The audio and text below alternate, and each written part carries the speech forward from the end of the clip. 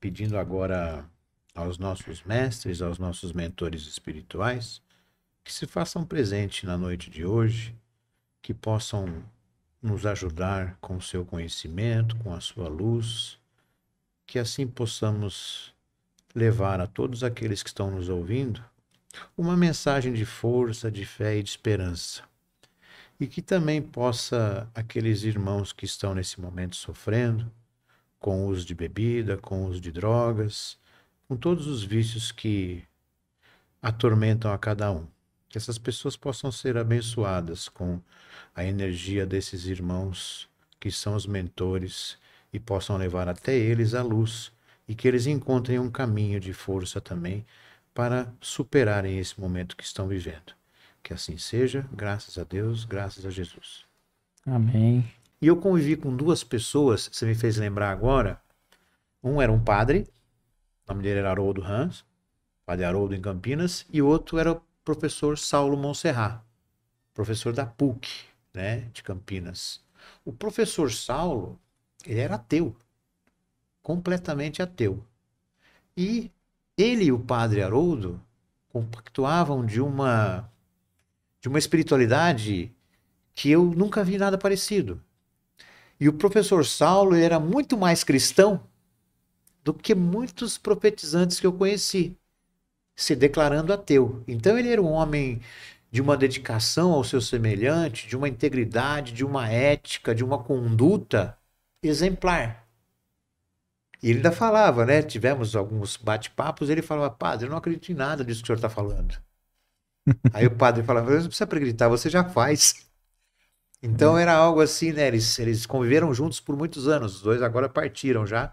Mas eu tive a oportunidade de conviver com esses dois homens assim abençoados, né? Que são referências na minha trajetória Sim. profissional e também referências espirituais. Eu acho que o próprio Paulo, né, na carta aos Coríntios 13, quando ele fala, ainda que eu falasse a língua dos homens, dos anjos, Isso aí. tivesse todos o dom, não, sem o amor, sem a Nada. caridade, eu nada seria, né?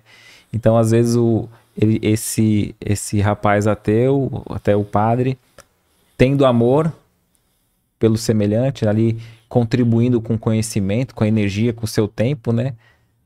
Fazia muito mais bem ao próximo do que às vezes aquele de nós, né, que fica muito no aspecto da fé, do estudo, da oração, mas sem a obra em si, né, sem pôr a mão na massa, em ajudar e olhar o semelhante, além de qualquer estereótipo, né?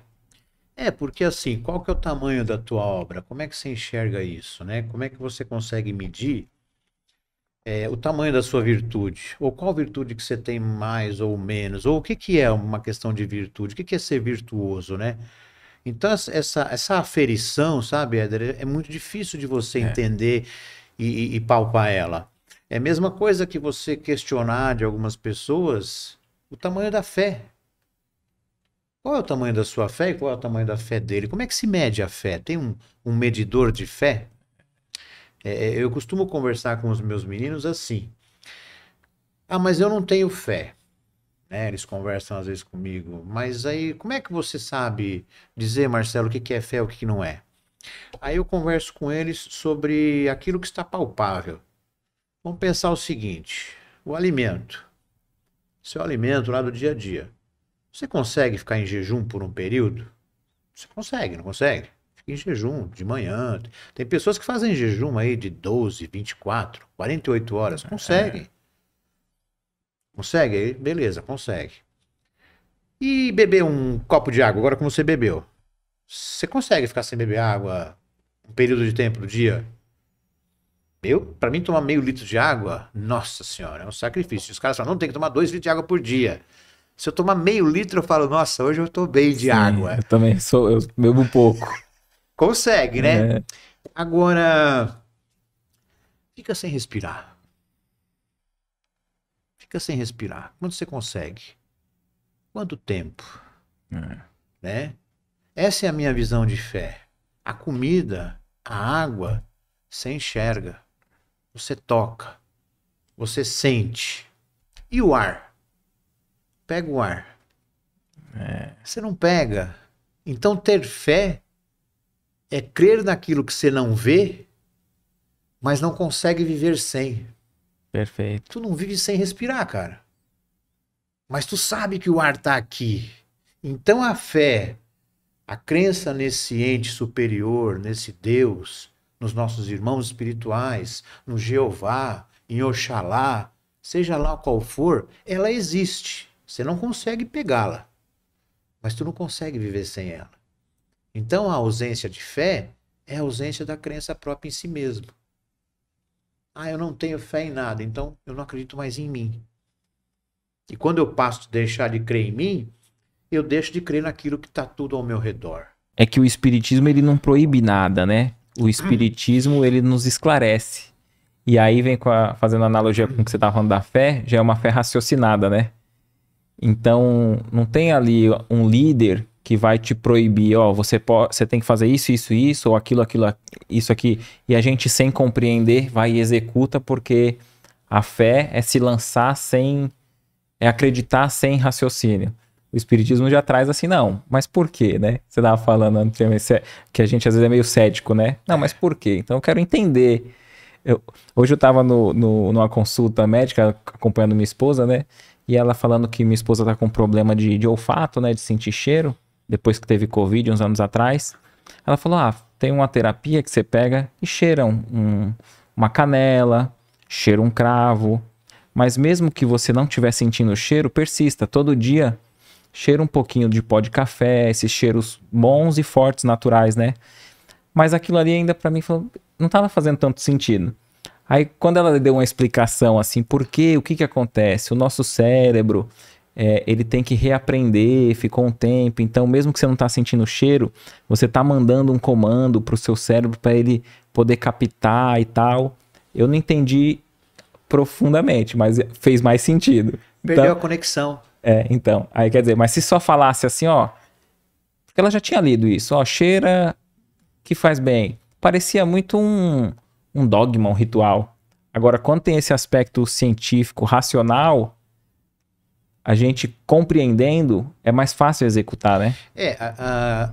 A nossa tendência futura, e isso vem acontecendo nos últimos 15 anos, isso vem do advento da tecnologia, é perder a conexão com o emocional.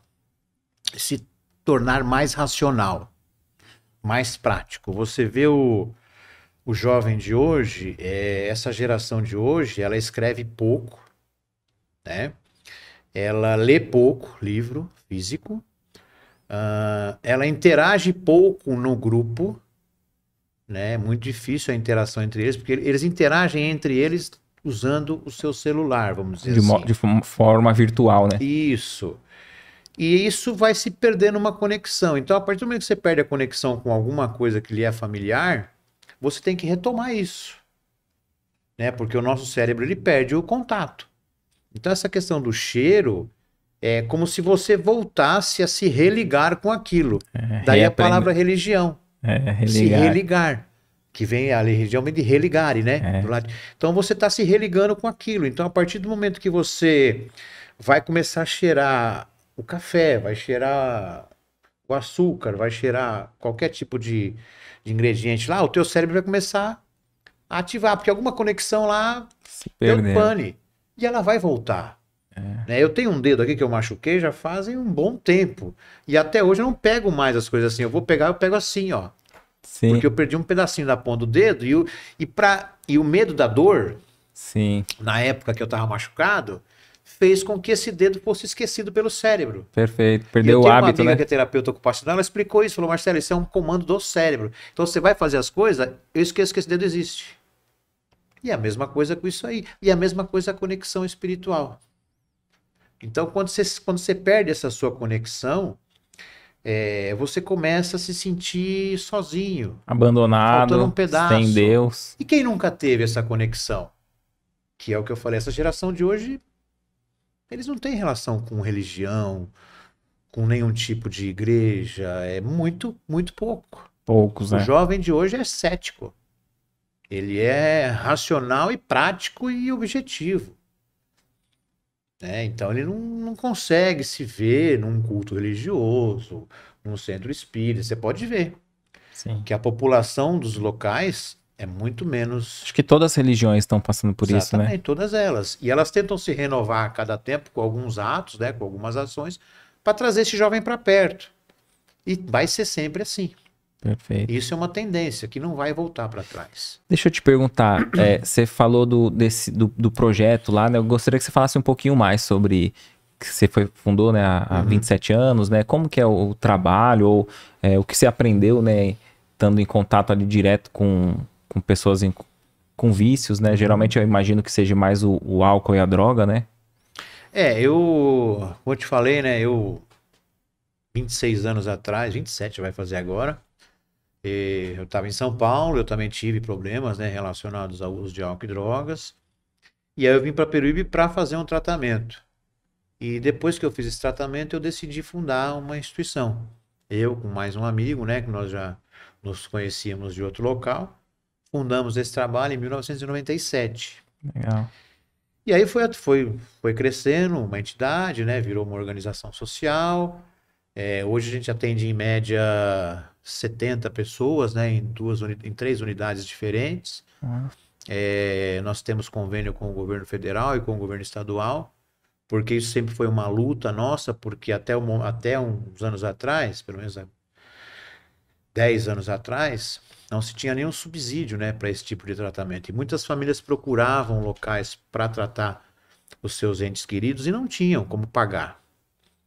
Então, teve uma época que eu cheguei a ter 40 pessoas em acolhimento, das 40, 15 pagava. O resto entra aí, fica aí, vamos aí. eu imagino que corta o coração, né? Pessoa querer o Então, tratamento, não ter, e o nosso você falar trabalho, pra ela. exatamente. O nosso trabalho é trabalho voluntário. Então ninguém fica lá por força física, nenhum tipo de coerção física, nenhum tipo de punição, é porta aberta. Na verdade, na nossa unidade sede, nem portão tem, é cercado só por árvores. Portão é um simbólico lá, uma correntinha lá, tudo aberto, tudo à Então, naqueles vontade. primeiros momentos que a pessoa está na abstinência, ela, Assusta algumas ela ainda tem pessoas. que, ela ainda tem que ter o domínio próprio, porque se ela Ela tem que ter o quiser, desejo, né? Pelo menos em mudar de vida. Existem locais aí que fazem contenções físicas, usam outros métodos, mas eu ainda tenho alguma restrição em relação a isso. Porque ninguém precisa ser coagido a nada para mudar de vida, né? Ninguém precisa ser forçado a nada, no meu ponto de vista. A pessoa tem que ter a liberdade de escolha. E o momento dela vai chegar. Familiares ficam desesperados? Ficam. Infelizmente, nós temos locais hoje que prestam um desserviço, né? sim, Vimos aí no Fantástico, aí no último domingo, uma matéria sobre esse tema, sobre as comunidades terapêuticas. Aquilo que foi mostrado na TV não se trata de comunidades terapêuticas, aquilo são caso isolado. casos totalmente isolados, né? Nós temos hoje grandes serviços no Brasil, no estado de São Paulo. Como eu te falei, essas duas pessoas aí são pessoas que fundaram uma federação brasileira de comunidades terapêuticas, na qual nós somos credenciados. Então tem um monte de regras para você fazer parte desse processo. Todas que estão lá estão de forma voluntárias. Todos têm direito a fazer uso do seu celular, ficam com seus documentos, ficam com sua carteira. Nós não nos apropriamos de nada da pessoa. Tem famílias que falam, mas e aí? Falei, é assim que tem que ser. Mas se ele fugir? Ele não vai fugir, ele está indo embora. Ele está indo embora. Só isso. E acredite ou não, nesse momento agora eu tenho 34 em uma unidade, 28 em outra e 10 em outra. Nesse momento agora, alguns deles estão indo para suas religiões por conta própria. Os grupos de autoajuda, eles saem à noite, depois do jantar. Depois de um período, né, de Vão ganhando tratamento. esses benefícios, né? Assim. Isso. Ele primeiro vai ficar ali por um mês, né, entendendo por que ele está ali. E depois desse problema, desse processo, desse tempo, ele já vai acompanhado de um irmão mais velho ou de um monitor e vai embora. Tem um aspecto, eu imagino, físico, o aspecto espiritual, psicológico, né? E da religião ali, né? Que é esse espiritual. Para a pessoa conseguir não sei se a palavra certa é cura, libertação, mas abandonar ali o vício. Você observando lá os casos, aquele que tem uma conexão religiosa, ele consegue atravessar melhor esse processo? Com certeza. É comprovado, né, pelas literaturas a crença em um poder superior. Porque a dependência química, ela é uma doença que tem um fator espiritual, tem um fator emocional, né, e tem um fator social. Então, é uma doença com 3 fatores: biopsicossocial. Tem a parte genética, que vem da pessoa já, de comportamentos, né, ou de familiares que tiveram alguns comportamentos compulsivos. Nessa parte genética, para nós que cremos na doutrina, vem os laços que ficaram gravados na sua vida anterior. Vem lá, tá marcado. Sim. Tá bem marcado. Então, essa é a parte biológica, vamos dizer assim, né? A parte física. Depois tem a parte psicológica. Como é que foi a vida dessa pessoa, infância, adolescência, todo esse processo. E depois tem a parte social, que é o ambiente que essa pessoa viveu, com quem ela conviveu, com quem ela andou, os amigos que relacionou. Quando essas 3 se juntam, com certeza você tem um dependente químico ali. Você pode ter 2. Sim. Você pode ter uma pessoa que convive num lugar social que é o olho do furacão e não usa droga. Como você pode ter uma que teve traumas de infância e vive no olho do furacão que não usa droga. Como você pode ter uma que tem o histórico pregresso já de familiar e a parte psicológica e não usa. Outro que não tem nenhuma tendência genética, que usou e não vicia, né? Não. Tem pessoas que eu conheço, né? Amigos meus antigos aí que tiveram alguns momentos de uso esporádico na vida e encerrou o assunto. Então isso é de cada um. É uma coisa individual. É uma doença individual, né? O dependente químico ele é portador de uma doença incurável. Não tem cura. É igual o diabético. É igual o cara que tem pressão alta. Vai conviver com isso pro resto da vida. E eu estou aí já quase 26 anos em abstinência total e eu não, nenhum bombom com licor eu como. Sim. É 0. A gente participava de uma feira de troca do livro e toda semana, uma vez por mês, perdão, a gente ia lá e tinha um espaço que a gente podia ficar lá na feira de troca do livro e a gente distribuía, né, que faz parte do projeto, né, distribuía os livros de Allan Kardec de forma gratuita. E tinha um fluxo muito grande. E aí, a gente levava lá 4, 5 caixas, entregava quase tudo, né? O pessoal pegava e tal, e eu ficava feliz, porque eu falava, pô, é alguém que se interessou, não tô forçando. Pessoas que gostam de leitura e vão ler, podem se interessar pelo tema, né? Só que teve um dia que mudou a data do que era o habitual, não foi muito divulgado. Eu levei lá 4 caixas, não precisei abri uma e eu entreguei nem, acho que meia dúzia de livro. E eu já, no final, vendo que eu tava um pouco triste. Eu falei, pô, quando tem as feiras a gente entrega 3, 4 caixas, né? Tô entregando aqui umas 6 livros. E foi curioso que eu acho que é como se a espiritualidade estivesse mandando uma mensagem ali pra mim, porque eu entreguei pra um desses 6 livros, eu entreguei pra um casal de idoso ali, um senhor e a senhora falou, olha, que legal, a gente vai voltar a fazer o evangelho no lar. Faz muitos anos que a gente não faz o evangelho e não tinha um livro e acabou não comprando, tal. A gente entrou aqui por acaso e, pô, obrigado. Eu falei, olha, uma casa acendeu uma luz, né? Uma outra chegou e falou assim, nesse mesmo dia, eu posso pegar outro? Porque eu não vou mentir, eu já peguei um com você na outra feira. Mas aquele lá eu entreguei pra minha irmã, que tá no presídio. Então era o meu, eu enviei para ela e agora tá esse evangelho lá com a minha irmã e ela tá junto com as internas lá lendo, estudando e tal. Então eu falei assim, acho que a espiritualidade viu eu triste e falou, ó, Éder, só dessa vez eu vou deixar você ver 2. Porque muitos outros, nas vezes que eu mais entreguei livro, eu não tive nenhum feedback, nunca. E naquele dia que eu entreguei 6, eu tive 2 feedbacks que para mim... valeu mais do que 2 caixas de livro. E não que eu estivesse fazendo alguma coisa, mas permitindo ser instrumento, né, do bem ali. Essa é a dificuldade, né? Essa questão, né, desse lado virtuoso, né? Muitas vezes a gente quer buscar ser virtuoso para ser notado. Sim.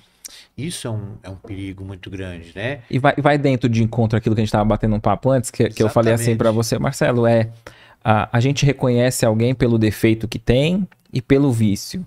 Qual outra forma de detectar ou uma característica da imperfeição, né? Você sabe que muitas vezes, quando eu observo no outro muitos defeitos, na verdade o outro se transformou em um espelho para mim.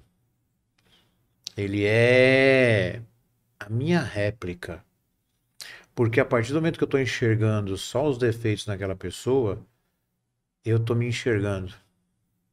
Porque a tendência, às vezes, é que nós enxergamos primeiro o lado ruim, depois o lado bom de cada um, né? A gente tem essas dificuldades, principalmente quando você está participando de um coletivo, de um grupo, e cada pessoa se manifesta de um jeito e você começa a olhar a parte errada da brincadeira, que é a mais fácil de olhar. Que é aquilo que nós comentamos agora há pouco. É mais fácil você ir pro lado ruim do que ir pro lado bom. Só que aí eu deixo de ver, por exemplo, quando você vai distribuir tarefas em um grupo de pessoas, né? Que você deve ter seu time aí, sua turma. E aí você entrega para cada um uma missão. E você cria uma expectativa naquele que você entregou essa missão, que ele te traga aquele resultado. E ele não traz. Ele traz nem metade daquilo que você esperou. Qual que é a primeira tendência? Cobrar o cara, julgar o cara. Pô, isso aqui, expliquei pra você, você veio aqui e me fez tudo errado, cara. Essa é a primeira tendência nossa, esse é o primeiro reflexo. E assim, não devemos nos culpar por isso também, porque não estamos aqui para buscar perfeição, estamos aprendendo. Mas eu tenho que me perceber. E aí eu deixo de olhar o quanto ele se esforçou para trazer aquele pouquinho. Mas ele trouxe algo. Ele trouxe algo, né? Por mínimo que possa parecer, mas o esforço que ele fez para me entregar aquele pouco deve ter sido muito grande. Você pega pessoas, por exemplo, que têm dificuldade em falar em público. Aí você põe essa pessoa e fala, pô, a pessoa soa, começa a passar mal. Daqui a pouco ela vai lá e consegue. Aí você fala, pô, é só isso?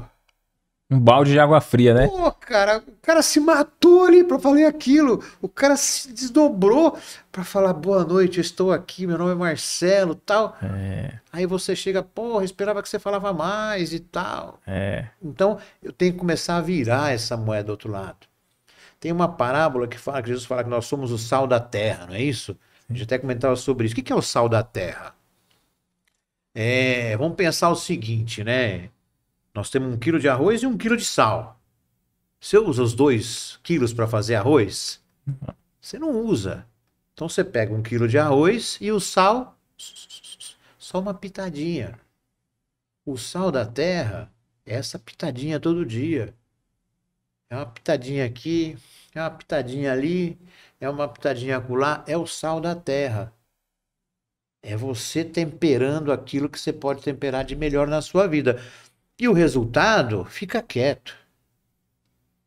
Ele vem. E às vezes você nem percebe que ele veio. E ele vem. E você falava assim, eu dei pra pessoa ali a missão, ela não entregou o resultado, né?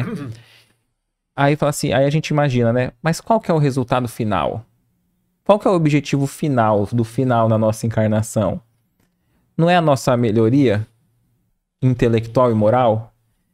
Ali não é uma oportunidade para a gente exercitar a nossa indulgência, nossa tolerância para aquele que talvez a gente tenha um saber que o outro não tem, mas o outro tem outro que eu não tenho, né?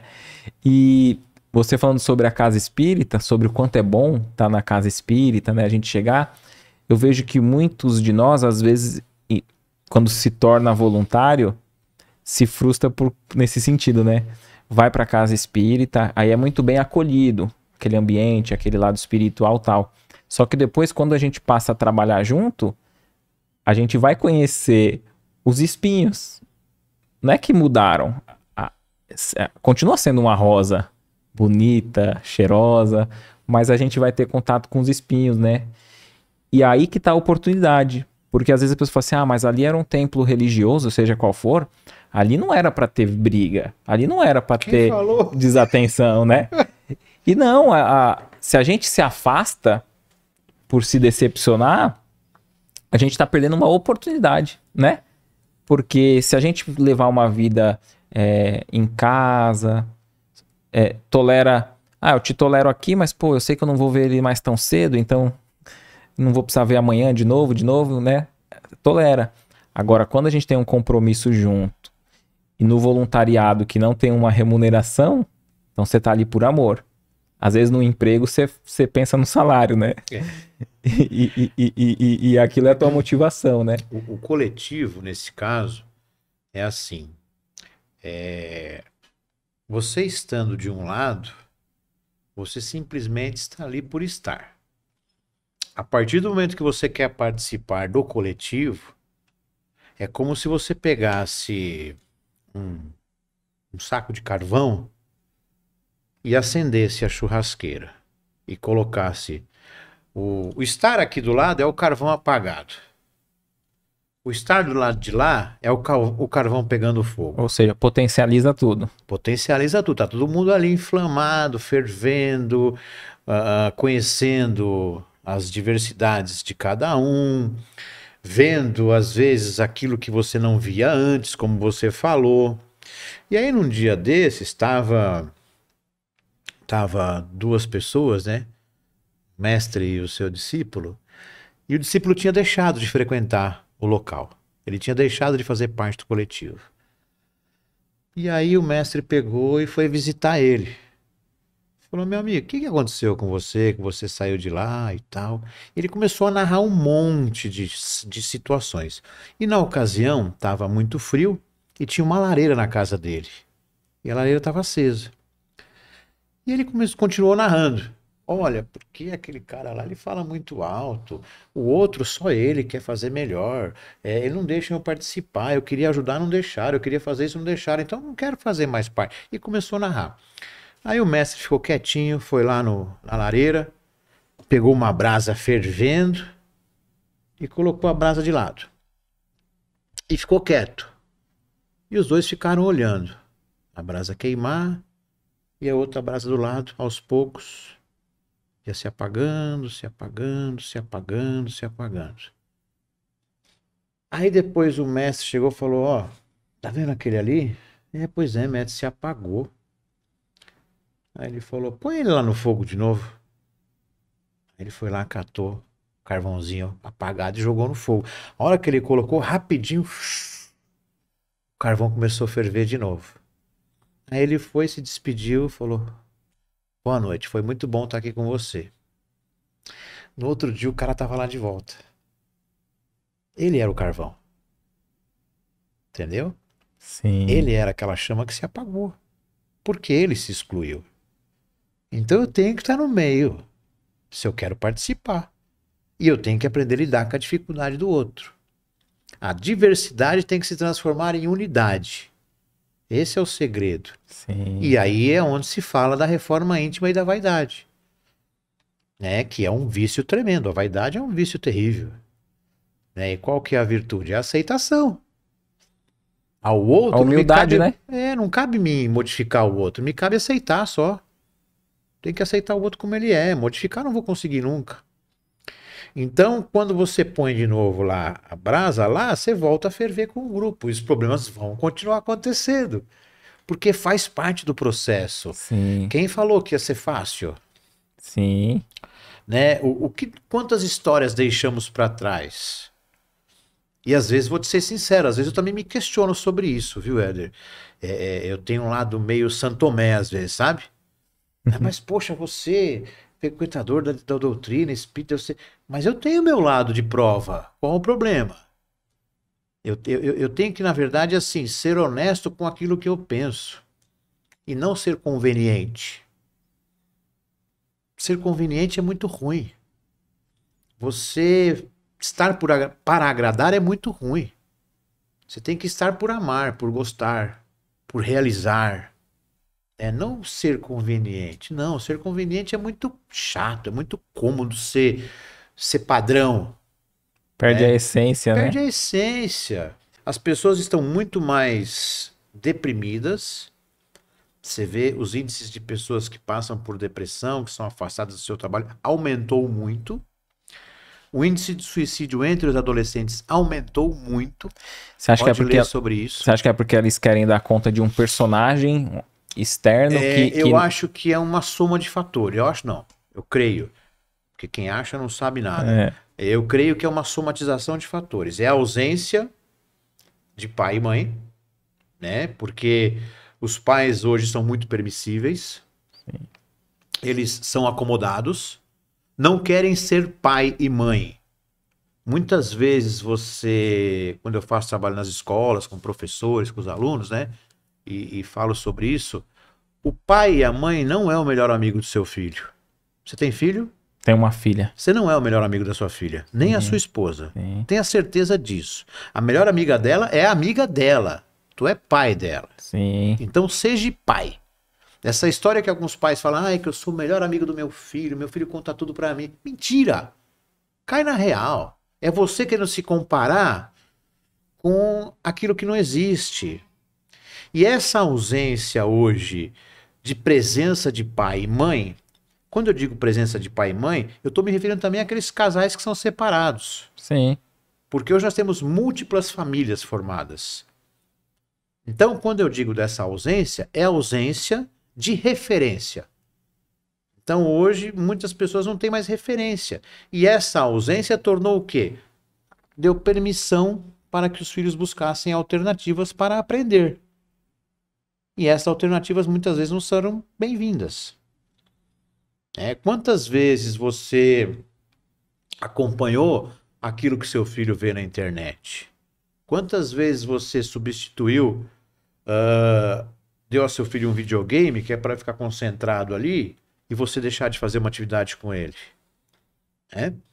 Quantas vezes você deixou de levar teu filho para jogar futebol, ou brincar, ou sair para algum lugar, para ficar fazendo alguma coisa sua pessoal e você preferiu dar para ele uma opção mais cômoda para você? Sim. Então essa ausência vai fazendo com que o jovem cresça sem reverência, sem valor.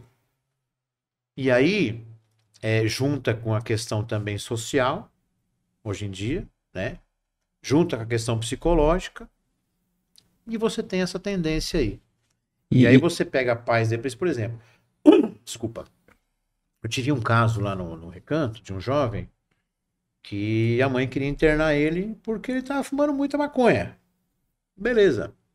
Normalmente quando a gente vai bater papo, a gente conversa com a família, mas tem um momento que eu tiro só para conversar com a pessoa.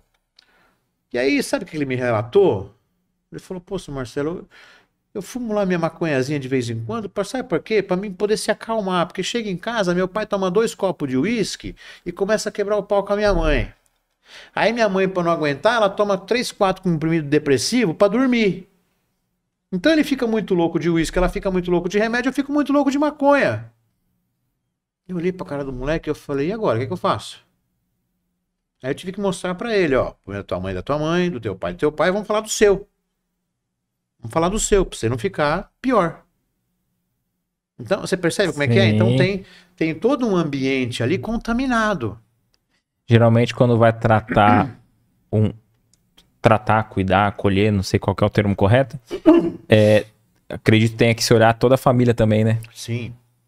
Tem que ser um compromisso daquele que o rodeia no dia a dia, né? Porque eu acho que quando chega nele já é só um reflexo, né? Nesse caso, pelo menos você citou. Quando você percebe assim, tem toda uma tendência aí, né? De fatores para a pessoa chegar no uso de substância química. Então são vários aí, que a hora que a pessoa faz o uso, é como se fosse o produto final. Sim. Mas também nós temos hoje situações daqueles que nem família mais tem. E você não consegue ter essa referência. Sim. Fica mais complexo ainda. Então, o que eu procuro sempre reforçar aos pais, né? Sejam pais dos seus filhos, estando juntos ou não, né? Porque hoje nós sabemos que temos muitos casais que não vivem mais juntos, mas assim, jamais discuta com seu filho Vocês que são pais aí que não convivem juntos, jamais discutam com seus filhos os seus problemas do casamento.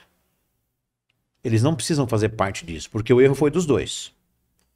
Nenhum casal se separa com a colaboração apenas de um. Os erros foram dos dois. É igual, a balança é igual para os dois. Então jamais faça isso. Né? Condene ou critique o seu ex, vamos dizer assim, junto com o seu filho. Isso é uma das coisas que eu falo. Agora, vocês convivem junto, tentem pelo menos nos momentos básicos do dia a dia, separar encontros para vocês estarem juntos. Já que vocês não conseguem em certos momentos, porque assim, vou para casa agora. Minha esposa tá no quarto, meu filho tá no quarto dele fechado lá vendo a série Netflix, e eu daqui a pouco sento no meu computador. E vou ficar no meu computador. É meio que ritualístico já isso, que eu gosto, né, de ver lá e tal. Só que tem uma hora, pessoal, vamos tomar lanche? Vamos. Aí todo mundo esquece tudo. Sim. Não tem celular na mesa. E não tem que ter. Às vezes tem, eu cato o celular e mando longe. Então, é assim, não dá pra modificar? Não dá. Meu filho já tem 20 anos, tá? Não vai terminar quarto ano direito já. Aí senta ali, ele quer ver os negócios dele. Eu não tenho paciência às vezes, né? Agora vamos chegar em casa, vamos ver o futebol junto. Sim. Vamos lá assistir o futebol junto. Eu e ele no quarto, a mãe fica lá no quarto. Você Então, vai assim, torcer pra quem, hein? Palmeiras hoje, né? É lógico. Então, o que acontece? A gente tem esses momentos individuais e coletivos. Então, isso eu vejo que faz falta hoje nas famílias. Teve uma fala que eu estava escutando antes de vir para cá, que eu botei num vídeo do YouTube lá e vim escutando para me ajudar no dia de hoje aqui, né? A refletir, né? E fala sobre isso, né? Sobre a avaliação diária. Quando você sai de casa, você traça várias metas. E aí, quando você chega, você não consegue nem lembrar das metas que você traçou. E você não consegue se autoavaliar. O que será que eu fiz hoje? Quantas coisas boas eu fiz e quantas coisas ruins eu fiz? Quanto eu fui virtuoso e quanto eu fui vicioso no dia de hoje? Sim. Você não consegue se avaliar. E aí, se você fica se cobrando demais, aí no outro dia você vai traçar planos e metas que você não vai conseguir do mesmo jeito. Então, E é interessante que o Santo Agostinho, falando Santo Agostinho não é? hoje, No Evangelho ele segundo o fala sobre Espiritismo, ele isso. fala isso. Ele fala assim, ó, fazei como eu fazia quando estava entre vós, né? Que todo fim do dia ele reprisava o que ele tinha feito, e se ele visse que ele tinha falhado com alguém, agido de forma equivocada no seu dia, ele pedia perdão, tentava consertar no outro, ou se ele fez algo bom, ele potencializa, né? Então, acredito muito nisso, né? A gente fazer uma revisão, porque no Evangelho diz também, né? É uma sequência, acho que até dessa pergunta, né? No Livro dos Espíritos, né? Que diz assim, o melhor modo de avançar, né? De progredir, conhece-te a ti mesmo, né? Se conhecendo. E às vezes a gente faz pouco isso, né? A gente pouco se conhece, né? E às vezes até as nossas companhias espirituais, nossos obsessores, às vezes conhecem mais a gente do que nós mesmos, né? E o que você compreende dessa relação da obsessão com os vícios, né? Quando a gente imagina um quadro de alguém usando um álcool, uma droga, você imagina que possa ser por influência ou possa ter influência espiritual ali? Eu tenho que ser muito racional nessa questão, porque a iniciativa é própria, né? Ninguém te força a nada. Aí é a questão do livre-arbítrio. Perfeito. Como eu relatei anteriormente, há uma sequência de situações e uma somatização. Então, essa somatização vai te deixar mais vulnerável. A partir do momento que você se torna mais vulnerável, você se torna mais fragilizado para a influência desses nossos irmãos que precisam de mais luz, né? E a questão do processo obsessivo, eu enxergo que ela é também permissiva. Porque de repente você vai numa casa espírita, ela tem toda aquela proteção, né? Então você vai lá, você recebe seu tratamento, você tá bem. Aí você sai da sessão espírita e vai embora. Daqui a pouco você já xinga o cachorro, você já briga com o outro, você já critica o cara dali, você resmunga com o cara da padaria, o cara que te fechou na rua. Pronto. Toda aquela proteção que você arrumou, você já jogou ela fora. E isso não é influência de ninguém. Sim, Isso não é obsessor nenhum, não. Isso é tu mesmo. Ah, mas fez isso porque tá obsediado. Não, não, é tu mesmo. sim, A entendo. reforma íntima é sua. Nós temos, os ensinamentos falam sobre isso, né? Das ações, né? De uns dos irmãos, menos luz, que se adaptam àquela realidade da pessoa naquele momento, né? Caso de esquizofrenia, de depressão muito severa. A pessoa, quando usa álcool e droga, ela fica muito mais sensível. E tem aqueles irmãos que vão aproveitar daquela situação, que Perfeito. acreditam ainda estar naquele processo ali. Só que, quem se permitiu a isso? Eu me permiti isso. Ah, mas como é que eu posso me tornar mais forte? Como é que eu posso resistir mais? É a reforma íntima. Perfeito. Só que assim, tem gente que não consegue. E a prova dele, pra você ter ideia, Éder, tem pessoas que já passaram comigo no recanto 6 vezes, 7 vezes, 8 vezes. E aí a equipe fala: Poxa, você vai acolher de novo? Vou. Se ele veio até aqui, é porque ele sabe que aqui ele vai encontrar um lugar. Já briguei com a minha equipe várias vezes, cara. Aí o cara dá uma brecha lá, dá uma mancada, vai embora, tá vendo? Eu falei pra você. Falei, não tem problema, se ele voltar aqui de novo, ele vai vir, vai entrar de novo. É igual Por quê? questionar o Chico, né? Porra. Que eles estavam entregando as sopas, os alimentos, né? E falaram, pô, Chico, mas tem gente que tá pegando a fila 2 vezes, né? Pra comer de novo. E E não, daí? não é certo, tá? Então é. Então é porque ele tá precisando, que bom que nós É. estamos aqui e não tá faltando, né? E tem uma frase aqui que eu gostaria que a gente comentasse um pouco, que é até esse apego, né? A gente é mergulhado na matéria, às vezes a gente tem esse apego material, até apego ao outro, né? E eu li e eu achei bem interessante no Evangelho que diz assim, ó, o apego às coisas materiais é um sinal notório de inferioridade, porque quanto mais o homem se prende aos bens deste mundo, menos compreende sua destinação. Pelo desinteresse, ao contrário, ele prova que vê o futuro de um ponto de vista mais elevado. Olha, eu penso assim: nós temos sim que prosperar. Isso está escrito no livro sagrado. Só que eu tenho que prosperar de uma forma que eu não sobreponha aquele que não prospere. Perfeito. Eu acho que prosperar de verdade é você dividir o que não tem com quem não quer receber.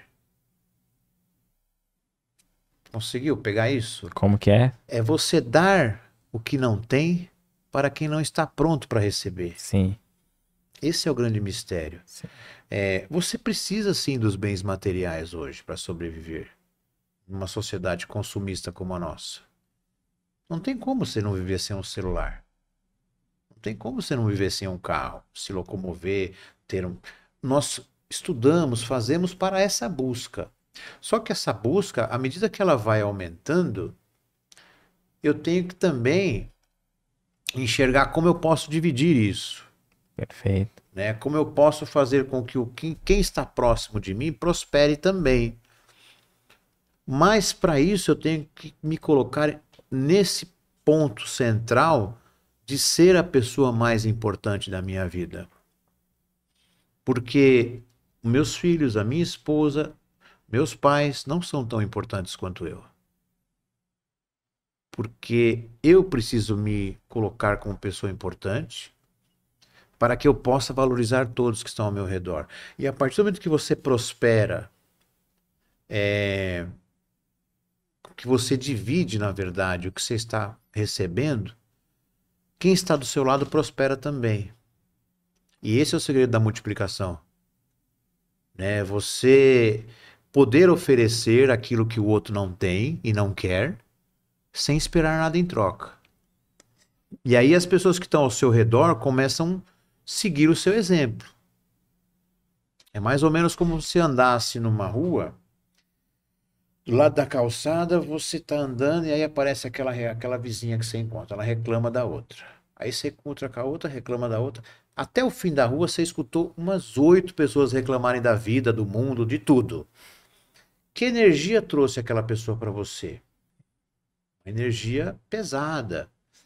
É uma energia ruim. Pô, tirou teu bem-estar. Você saiu de casa bonito, perfumado, tal, e aquela calçada ali só. Aí tem o outro lado da calçada. Aí você vai andar do outro lado da calçada. Nossa, Se quiser pôr Éder, mais como próximo. você tá. Não, nossa, Éder, como você tá bonito hoje, que roupa bacana. Nossa, Éder, que legal, você participou de um novo curso. Você só recebe. Chega lá no fim da calçada, você tá, oxa, tô bem hoje. Verdade. Quem escolhe a calçada que pisa? O Éder. Então, se o Éder escolher aquela calçada do sofrimento e da dor, não tem. Se o Éder escolher a calçada do amor, da prosperidade, da divisão, do carinho, do altruísmo, Eu acho que é dentro dessa linha que você vai conseguir. Então, assim, Deus não quer que você viva na miséria. Deus não quer. E como está escrito aí, você não vai carregar os seus tesouros para lá. Por isso que eu digo assim, ó, não forme sucessores. Não forme herdeiros. Forme sucessores. Quem te suceda. Que é muito difícil hoje. Então, assim, você não vai carregar o que você adquiriu. Tudo isso aqui, esse prédio, isso aqui. Pô, você prosperou. Agora isso aqui, ó. Que isso aqui sirva para levar a mensagem. Isso aqui sirva para andar. Que outros passem por aqui. Que quando aqui você não estiver, que isso aqui fique para alguém que continue o seu legado. Sim, sim, Isso é prosperar, no meu ponto de vista. sim. É criar, crescer, ter o seu bem-estar, ter as suas riquezas, vamos dizer assim, mas que ela seja também distribuída. Nessa linha de interesse, desinteresse, né? O que você pensa daqueles que... Porque tem gente que se esforça para ser bom. E tem gente que é bom naturalmente. Um tem mais mérito do que o outro? Então, quem sou eu para julgar o mérito de cada um? Como eu posso fazer essa medição? É aquilo que eu acabei de falar. De repente, aquele que está se esforçando, ele quer fazer. Ele está tentando.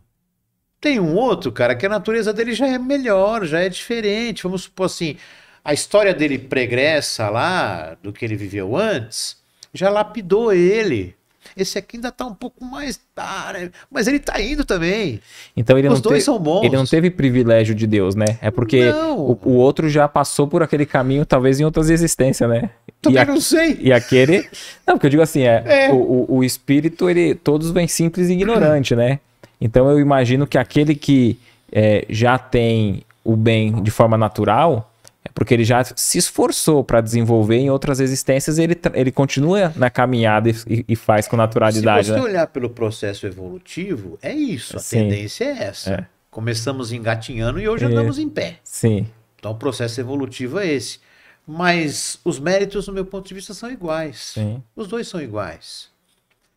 E digo mais, esse aqui que está se esforçando ao máximo para fazer, tem muito mais mérito do que esse. Porque só ele sabe o quanto tá duro para ele, cara. O quanto tá difícil para ele fazer aquilo contra a vontade dele. Ele deve ficar marrudo, ele deve ficar emburrado, ele deve brigar com o ego dele, ele deve batalhar. Enquanto esse aqui já tá bonitinho, já tá... entendeu? E Jesus quer esse cara aqui, ó, ele quer tudo torto, ele quer o cara torto. Sim. Ele fala isso, cara. Ele veio para esses caras. Sim. Ele veio para aqueles caras que estão tudo atrapalhado. Então, esse cara que saiu lá do meio do buraco e tá tentando fazer, não desmerecendo, claro, esse outro irmão, mas esse cara tá se esforçando muito, então ele também tem muito valor. É quando Jesus diz, né, que o são não precisa de médico, né? Pô. Ele veio pros enfermos, É o que eu falei pra você, né? A gente busca, normalmente, você pode ver nas hospitais que tem capela. Quem está na capela rezando? Alguém que está com o seu ente querido sofrendo. Então, quem busca, na verdade, Deus desesperadamente? As pessoas que saem em romarias, que fazem promessas. Por que fazem tudo isso? Quer negociar com Deus. De alguma forma, quer negociar com Deus. Ó, Deus, se eu conseguir tal coisa, eu subo essa escadaria toda de joelho. Tá negociando com Deus, tá barganhando com ele. Sobe a escada de joelho e depois a gente vê o que acontece. Não barganhe com Deus. Não precisa negociar com Deus. Não negocie com a espiritualidade. Ela não espera isso de você, no meu ponto de vista, claro. Sim. Ela espera que você faça e fique de boa. E é muito mais útil fazer o bem ao outro, né? É muito mais útil a gente chegar em casa cansado por ter sido voluntário num projeto, num hospital, seja onde for, do que chegar cansado porque apenas se desgastou, né? Não criticando ninguém que tem esse hábito, né? Mas se desgastou o corpo físico como uma penitência. Que a gente faça uma penitência do nosso orgulho, né? Em favor do outro, né? Quando nós não conhecemos nenhum tipo de religião, de doutrina, de ensinamento, vamos dizer assim, nós erramos pela ingenuidade, vamos lá, pecamos, né? Erramos pela ingenuidade. A partir do momento que você conhece, que você estuda, que você lê os ensinamentos, por exemplo, os ensinamentos de Kardec é coisa de 150 anos atrás. E como está atual isso? Como está atual? Então, a partir do momento que você conhece isso, se você comete um erro em cima disso, opa. Sim. Ah, mas foi porque eu tive uma... Não. Volta para a terra. Eu tenho que cada vez menos colocar a culpa dos meus erros em outras situações. Pessoas, lugares e fatos. Não posso usar esse subterfúgio para justificar as minhas falhas. Terceirizando responsabilidades, exatamente, né? Terceirizar meu BO. O BO é meu, o problema é meu. Então você vai conhecendo o que nós estamos falando aqui agora, vários ensinamentos nós vamos buscando juntos. O mínimo que eu tenho que fazer é não comer o açúcar. Sim, isso. Que você falou do açúcar. Porque para mim falar para o outro que o açúcar faz mal, eu preciso saber da ausência do açúcar. Você sabe que quando eu parei de fumar cigarro fazem 24 anos. E quando eu ia fazer palestra nas escolas, falar com a juventude, com a molecadinha, eu tirava o maço de cigarro do bolso, que eu fumava na época, e colocava no porta-luva do carro. Aí um belo dia, Éder, eu esqueci. E eu tô lá, né, falando, com a molecada, disso, da droga, dos vícios. Daqui a pouco me sai um desse tamanho aqui assim. Ô tio, mas o cigarro não é droga? Primeiro que já me chamou de tio, né, cara? Já não gostei. Isso há 24 anos atrás. Tô com 59 agora, tava com 45. O cigarro não é droga? Falei, claro. 35, né? Hã? 35, né? Não, 35, é verdade. 59 e 35. Claro que é uma droga, faz muito mal. Eu não tinha me ligado, Éder, que tava no bolso. Eu nunca esqueço, outubro de 1999. Aí, mas esse aí no seu bolso? E eu... Aí você falou, foi só pra mostrar. Minha vontade, cara, era pegar aquele moleque, cara, e socar ele assim na terra, sabe? Afundar ele, que nem aqueles desenhos animados, né? Ali ele te desmascarou, né? Me derrubou, velho. Me desmascarou. Ele fez tudo comigo. Ele me deu um nocaute. O moleque foi o Mike Tyson, vamos dizer assim. Tomei uma no estômago. E eu saí daquela escola com uma reflexão, com um pensamento. Ou eu paro de fumar, ou eu paro de fazer esse trabalho que eu adoro. Que é falar com a juventude. Eu adoro falar, cara, em público. Eu gosto muito disso. Eu gosto muito. Eu adoro. E não é vaidade, não, cara. Eu gosto mesmo. Me faz bem. Eu me sinto bem. Eu preciso dividir o que eu adquiri ao longo dos anos. Sim. Eu preciso soltar isso pra fora. E aí eu falei, ou eu paro de fumar, ou eu paro de fazer esse trabalho. E fui mentalizando isso. 2000 não vou fumar, 2000 não vou fumar, 2000 não vou fumar, 2000 não vou fumar. E também tinha uma outra situação porque eu tava morando num lugar ainda de aluguel, e o dinheiro do cigarro, ele fazia falta no meu orçamento. É, Era um dinheirinho que eu morava sozinho ainda, era um dinheirinho que me apertava ali. Então eu falei, pô, não vou deixar de fazer palestra, tá faltando dinheiro para pagar meu aluguel. Ah, cigarro, não vou brigar com. Aí foi. Virou o ano. Aí, 3 cigarros no maço. Aí da meia-noite até as 3 da manhã, quando foi 3 horas, eu dei um trago. Mas dei um trago com raiva. Falei, não vou perder pra esse cigarro, não vou perder pra esse cigarro. Aí foi. Aí fui até as 11 horas da noite.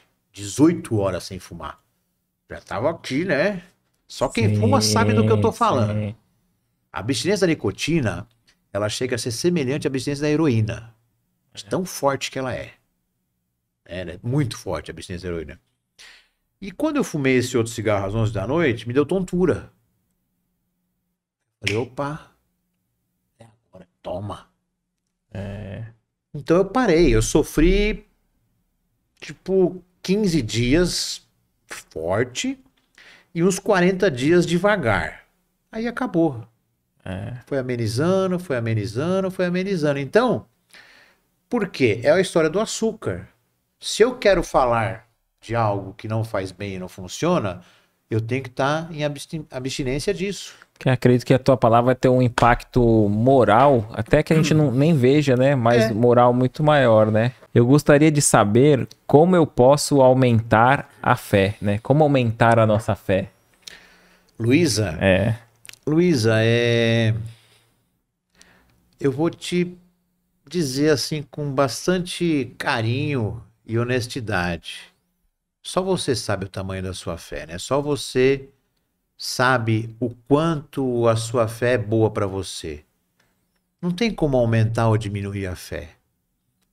A minha recomendação é que assim, continue praticando coisas boas. Continue pelo menos sendo uma pessoa boa para você em primeiro lugar, porque você é a pessoa mais importante. Acho que a Luísa está me vendo lá, não sei se está me vendo aqui.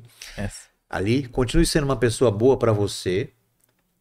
E à medida que você for uma pessoa boa para você e você acreditar que você é a pessoa mais importante do mundo, a tua fé vai crescer. Então, para uns a fé é de um jeito, para outros é de outro. Então faça você a sua parte com você mesmo, né? E isso vai acontecer de forma natural. É possível uma operação espiritual sem a gente saber? Acredito que a pessoa participar, né, ser instrumento ali, receber uma operação espiritual sem ter o consentimento? Então, Célia, né? É. Célia, eu acredito muito naquilo que você pensa e naquilo que você quer. Aquilo que você busca, né? A nossa espiritualidade amiga, ela sabe realmente o que nós precisamos. Nós apenas somos ferramentas de ação, né? Quando nós vamos nos locais fazer nosso trabalho, não somos nós que estamos fazendo nada ali. Nós estamos apenas servindo de passagem, né? Para que a espiritualidade trabalhe. O Chico falava muito sobre isso, ele era um carteiro, né? Ele Sim. só entregava cartas, ele era tipo Sim. o pombo correio, né? Então, acontece sim, pode acontecer de você estar de um determinado momento e os seus guias, os seus mentores espirituais, saberem que você precisa de uma ação, de uma intervenção e realizarem ela, sem que você mesmo saiba. Quantas vezes acordamos no meio da noite com uma sensação de que algo aconteceu diferente, com uma sensação que falta alguma coisa? Quantas vezes andamos em nossa casa e não sentimos aquele cheiro daquele ambiente da sala de cirurgia, da sala de sutura, que é o cheiro do éter, é o cheiro da benzina? Você já teve isso? Sim. De sentir alguns aromas e não tem nada acontecendo ali? Quantas vezes sentimos cheiros de incenso em nossa casa? E nem incenso eu acendi. Então é nessa hora que nossos amigos estão ali trabalhando com a gente. Perfeito. Eu me recordei de uma passagem que o André Luiz vai cuidar de uma moça e ela tá passando muito mal. Então ele induz ela ao sono e aí quando ela dorme, eles pegam o perispírito, o corpo espiritual lá, afasta do corpo e eles cuidam, tratam do perispírito E aí o mentor, o instrutor ali, explica para o André Luiz que ali o perispírito é em conexão com o corpo, né? O perispírito tem ação no corpo e o corpo no perispírito. Então, naquele caso, eles curando ali, tratando dela no corpo espiritual, quando ela voltasse no sono, né? Que você disse, no sonho, no desdobramento, voltasse para o corpo, o perispírito ia agir no corpo material, no corpo físico. Então, eu imagino que às vezes essas cirurgias espirituais nada mais é do que tá atingindo naquilo que a gente não vê, né? Que é o corpo espiritual. Então, a gente pode, acredito, né, pedir, orar e receber esse amparo, esse auxílio em outros momentos, né? Agora, é lógico que quando a gente se movimenta, busca, vai numa casa espírita, a gente tá ali mostrando aquele primeiro passo, né, que é o nosso querer. Me chama a atenção nas curas de Jesus, né? Vinha um cego para Jesus e Jesus perguntava, o que quer que eu faça? Quer dizer, já não estava claro? Um cego que era enxergar, para um aleijado que era andar. Mas eu acredito que Jesus ali na perspicácia dele ali, né?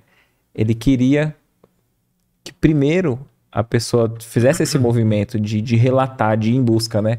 Porque a cura, o primeiro movimento é da pessoa querer curar, né? Eu creio que assim, o desejo tem que estar em primeiro lugar. Se realmente você está pronto para receber aquilo. Porque pedir é uma coisa muito, às vezes, simples, né? Vai lá, senta, pede, vai lá, reza, pede. Às vezes eu peço, nem eu sei se é aquilo que eu quero mesmo. E sem tratar a causa, né? A causa. Porque às vezes a gente tem uma enfermidade, um problema, e esse efeito é por uma causa que a gente ainda continua fazendo, né? Então, como que eu posso pedir a cura para uma coisa se eu não tomo conhecimento do que está causando aquilo? É exatamente aquela situação que eu falei. Você vai numa casa espírita, você recebe auxílio, você trabalha, você tem o tratamento. A hora que você sai, você já sai jogando tudo aquilo fora. Então, há um processo aí de interrupção, entendeu? Nessa ação curativa, vamos dizer assim. Uma pergunta que gostaria de obter, né, a resposta. Quando temos dúvidas em relação se estamos agindo certo e se o que estamos fazendo está correspondendo ao que nos foi proposto nesse processo reencarnatório, como sei que eu estou cumprindo? Então, às vezes, no planejamento reencarnatório, né? Como eu sei que eu estou cumprindo aquele planejamento que eu fiz no plano espiritual se eu tenho o esquecimento do passado? Você sabe que é muito comum, Éder, e eu escuto muito isso da nossa mentora lá da casa que eu frequento, que é uma pessoa maravilhosa, iluminada, né? Eu não estou citando nomes e lugares, porque de repente eu acho que é legal preservar esse anonimato, tá? Porque eu não posso falar em nome do local, nada disso. Sim. Então, eu acho legal a gente ter esse anonimato, que é em relação também ao respeito a essas pessoas que lá estão. Tá. Né? Eu acho bacana isso, né? De você... É o que eu digo, aquele lugar para mim é abençoado. Eu amo aquele lugar, eu adoro estar lá. Mas eu também tenho que preservar e respeitar as pessoas que estão lá. E a mentora de lá, ela tem umas falas assim, umas sacadas que eu pego, sabe? Muito relacionado a isso. A gente tem uma tendência, por ser praticante da doutrina, de ficar querendo buscar o que foi, o que aconteceu, como foi, o que era. E isso atrapalha muito, cara. Ou o que vai ser? Eu preciso de uma visão aqui que desça aqui, me psicografe alguma coisa. Mas isso, será que é carga lá do meu passado? Eu preciso parar com isso. Eu preciso viver só por hoje. Eu preciso viver hoje. Né? Então, em relação a essa pergunta, faça o seu melhor hoje. Não se preocupe com o que aconteceu lá atrás, não se preocupe com o que teve na sua outra vida. Nós não estamos aqui para isso. Nós estamos aqui para viver essa vida. Essa vida que eu tenho hoje é a mais importante. Nesse momento, para mim, tá? Okay. E para mim enxergar se eu estou fazendo certo ou errado em relação ao outro ou às situações, é só eu virar a moeda do outro lado. Será que isso que eu pratiquei, eu gostaria que praticassem comigo? Será que essa ação que eu tive com essa pessoa, eu gostaria que ela fizesse o mesmo comigo? Então vire o lado da moeda e você vai ter a resposta. Se for sim, beleza. Se for não, não faz. É bem fácil fazer isso. É um Perfeito. exercício tranquilo. Agora, eu volto a frisar sobre isso, né? Eu preciso não me preocupar. Nossa, quem foi o Marcelo na outra vida? O que ele fez? Será que isso que aconteceu tudo com o Pô, vou ficar, vou pirar, velho. Eu vou pirar, eu vou, sabe? Eu não preciso disso. E eu acho que a espiritualidade nem quer isso. No meu ponto de vista. Tudo aqui é meu ponto de vista, tá, pessoal? Eu acho que a espiritualidade quer o quê? A partir do momento que eu vi, que eu voltei, que eu conheci, que eu tive um novo despertar. E isso eu falo que eu devo muito à minha avó. Minha avó que já foi, né? Minha avó era uma kardecista. Tive um dia numa sessão de acupuntura. E foi nessa sessão de acupuntura, porque assim, eu tava com um problema muito sério nas costas. Então eu fui no RPG, fui na acupuntura, fui em tudo que é canto.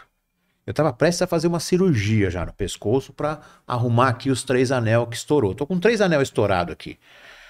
O BO ainda tá aqui. Eu fiz a cirurgia, participei, me tratei. Depois fui no médico depois de um tempo. O problema está aqui, só que ele estacionou. Então eu tô muito feliz. E eu lembro que na sessão de acupuntura, Éder, normalmente demorava 30, 40 minutos. Não mais que isso. A mulher enfiava as agulhinhas lá, deitava na mesa, tal, e ficava. Nesse dia, eu fiquei 1h30.